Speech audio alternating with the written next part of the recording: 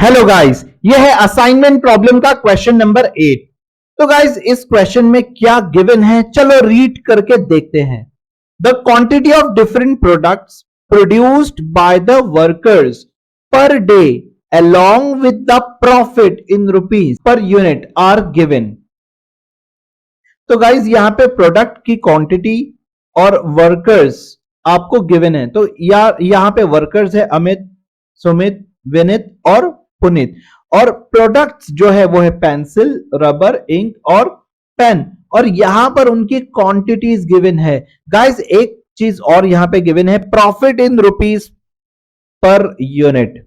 तो गाइस यहां पे प्रॉफिट इन रुपीस गिवन है, जो कि है पेंसिल के लिए 4 और रबर के लिए है 2, और 1 किसके लिए, 1 है पेन के लिए और 3 है इंक के लिए।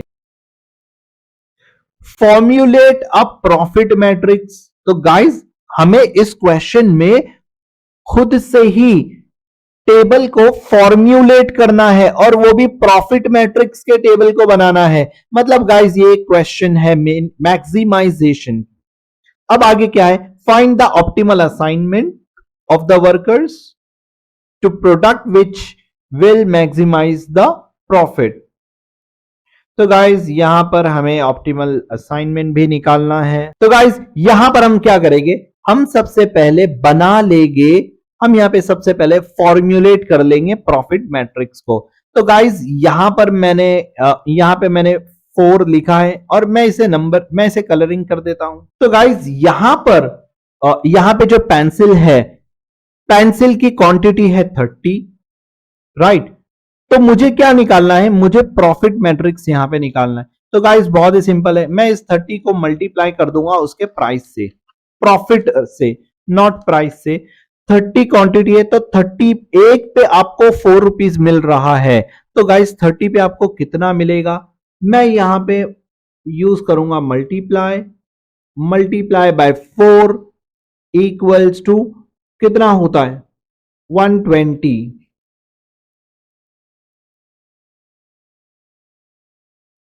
तो गाइज यहां पे मुझे मिल गया है 120। अब इसी तरीके से 25 पेंसिल है, एक मिल रही है 4 की। तो guys 25 multiply by 4 equals to 100। अब गाइज इसी तरीके से 40 मल्टीप्लाई बाय 4 इक्वल्स टू 160, और इसी तरीके से 35 मल्टीप्लाई बाय 4 इक्वल्स टू 140। तो गाइज यहां पर जो टेबल बनेगा, सबसे पहले मैं इसे भी कैलकुलेट कर लेता हूं। अब रबर की क्वांटिटी है 40 अमित के पास, 40 मल्टीप्लाई बाय 2, तो देखते हैं हमें क्या मिलता है। 40 मल्टीप्लाई बाय 2 इक्वल्स टू 80। अब इसी तरीके से 70 मल्टीप्लाई बाय 2 इक्वल्स टू 140। तो गाइज यहां पे आएगा 2, यहां पे मैं लिखता हूं 2, और ऊपर भी आएगा 2।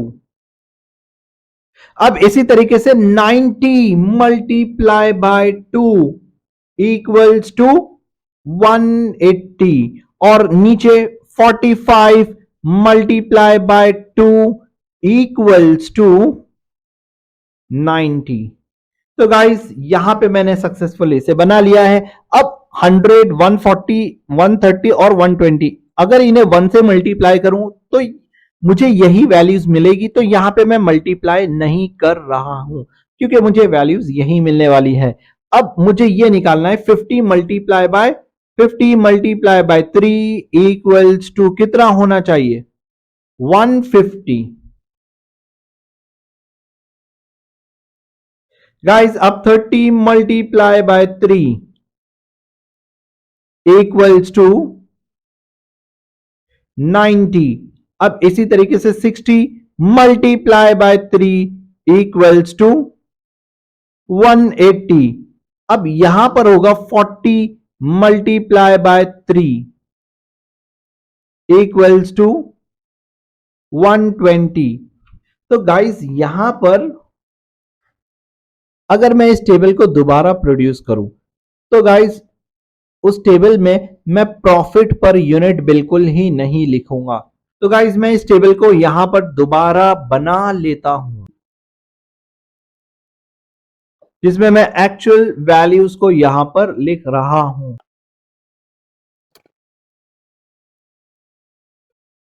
तो गाइस यहां पर मैंने अपने टेबल को बना लिया है, मैं इसे कर देता हूं बोल्ड। अब गाइस हम स्टार्ट करते हैं हमारा स्टेप नंबर 1। तो गाइस क्योंकि ये प्रॉफिट मैट्रिक्स है तो ये मैक्सिमाइजेशन की ही टाइप है। मैं प्रॉफिट मैं सबसे पहले स्टेप 1 यहां पे लिख देता हूं। मेरे पास कितने रोज है? मेरे पास गाइस रोज है 1 2 3 4 और कॉलम कितने 1 2 3 4। तो गाइस मैं यहां पे लिख सकता हूं rows equals to column, therefore it is columns, it is a balanced problem। अब गाइस यहां पे मुझे निकालना है, यहां पे मुझे पता करना है कि ये मैक्सिमाइजेशन है या मिनिमाइजेशन। तो मुझे ये ऑलरेडी पता है, it is a maximisation problem. तो गाइस इसे मैक्सिमाइजेशन में कन्वर्ट करने के लिए मैं क्या करूंगा, यहां पर जो नंबर्स है उनमें सबसे बड़ा नंबर गाइस यहां पे क्या है? तो गाइस सबसे बड़ा नंबर है यहां पे 180। तो मैं सिंपली 120 से 180 को माइनस करूंगा, 100 से 180 को माइनस करूंगा, या 180 को 100 से, नेगेटिव नंबर्स नहीं लिखना है। 160 से 180 को माइनस करूंगा, 140 से 180 को माइनस करूंगा। तो गाइस यहां पे मुझे क्या मिलने वाला है? यहां पे मुझे मिलने वाला है 60, यहां पे मुझे मिलेगा 80 और नीचे मुझे मिलेगा 80 और उसके नीचे मुझे मिलेगा 40। अब इसी तरीके से गाइस कॉलम टू में मेरे नंबर्स बन जाएंगे 100, यहां पे हो जाएगा 40, यहां पे हो जाएगा 0 और यहां पे हो जाएगा 90। अब इसी तरीके से गाइस कॉलम थ्री में यहां पे मुझे मिलने वाला है 80, यहां पे मिलेगा 40, यहां पे मिलेगा 50 और यहां पे हो जाएगा 60। इसी तरीके से गाइस लास्ट कॉलम में मेरे पास नंबर्स हो जाएंगे 30 और यहां पे हो जाएगा 90 और यहां पे मुझे मिलेगा 0 और यहां पे मिलेगा मुझे 60।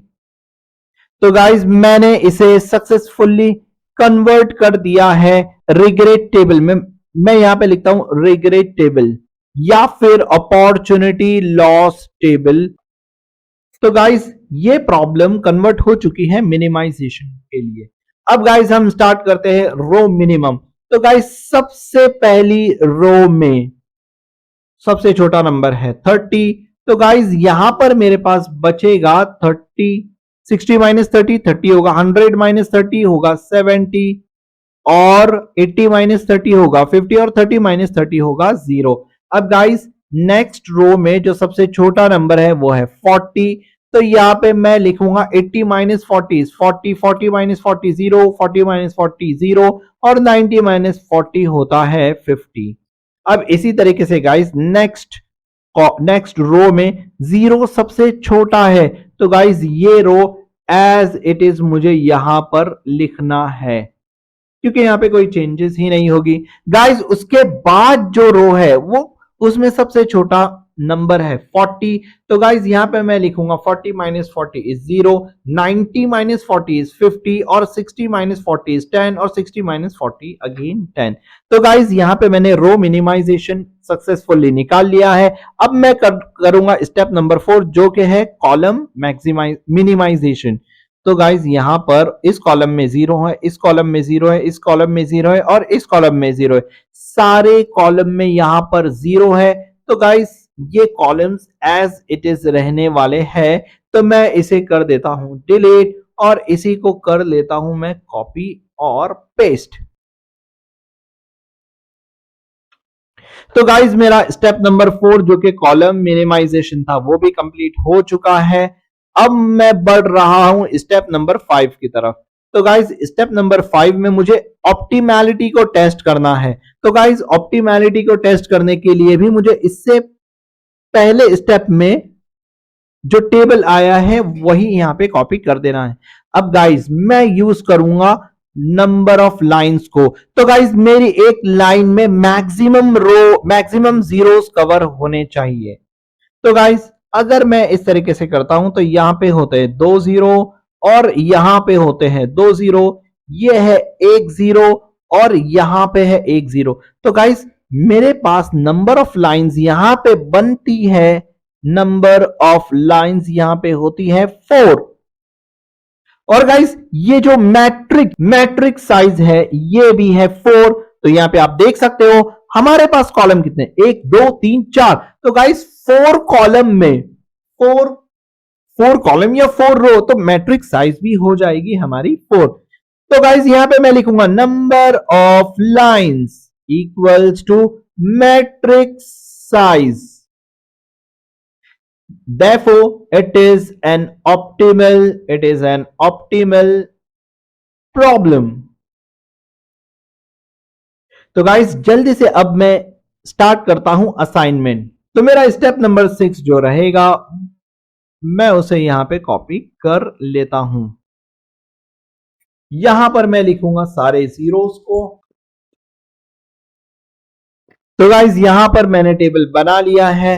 अब मैं असाइन करने वाला हूं। सबसे पहली रो में मुझे एक जीरो मिल रहा है, तो यहां पे ये जीरो कैंसिल हो जाएगा। मैंने एक जीरो को रो 1 में असाइन कर दिया है। अब मैं नेक्स्ट रो लेता हूं।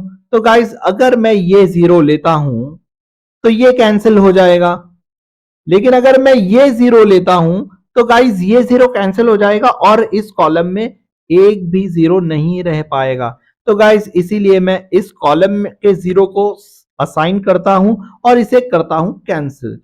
तो इस कॉलम में तो कोई जीरो है नहीं कैंसिल होने के लिए।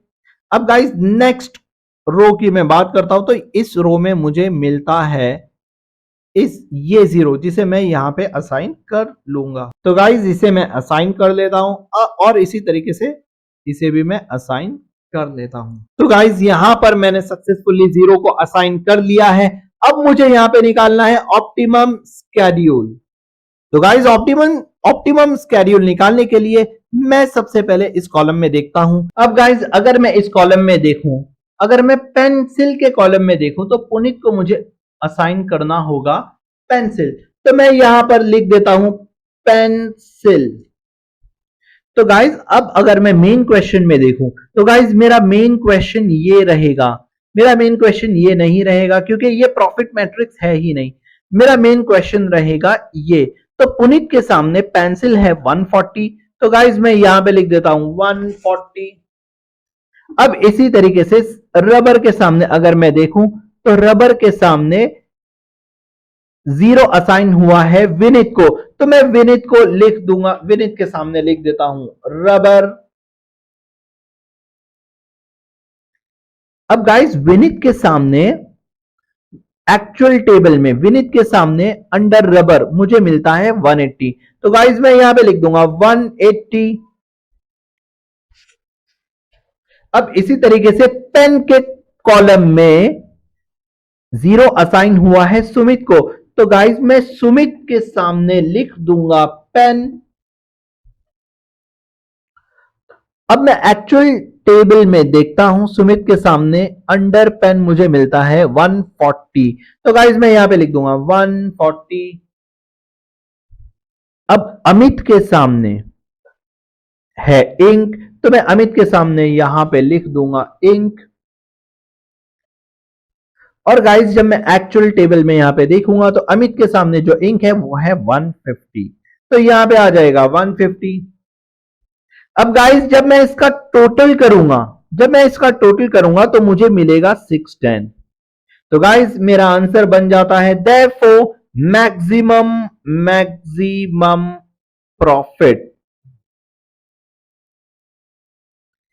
is rupees 610। So that's it guys।